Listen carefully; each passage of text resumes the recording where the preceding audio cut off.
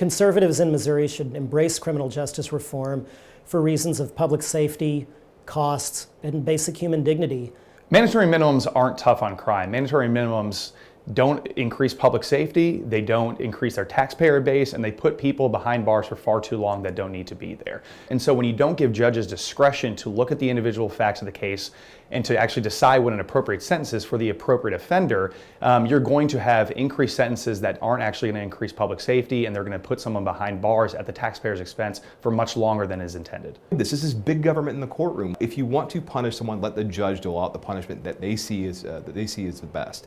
So what we have found is that conservative legislators are feeling very comfortable either getting rid of mandatory minimums. Texas doesn't have them.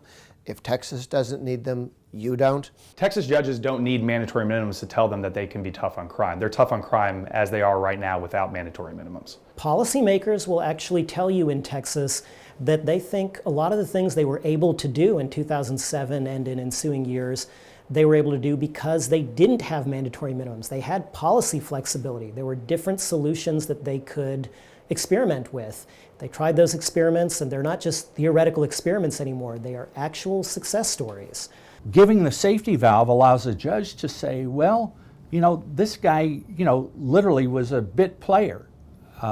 And also can take into account the guy may have served honorably in the military without account for something in considering it. This person has young children, and they won't have a parent, which of course is so important. So all those factors can be taken into account. We need to have people in prison for the right amount of time to discourage crime, for the right amount of time to punish crime, but also so that you don't destroy the family, the ties to the community, the ability to get a job, to be employed. Well, conservatives are, first of all, skeptical of government. They're also people who, by and large, look at things and say what works and what doesn't work.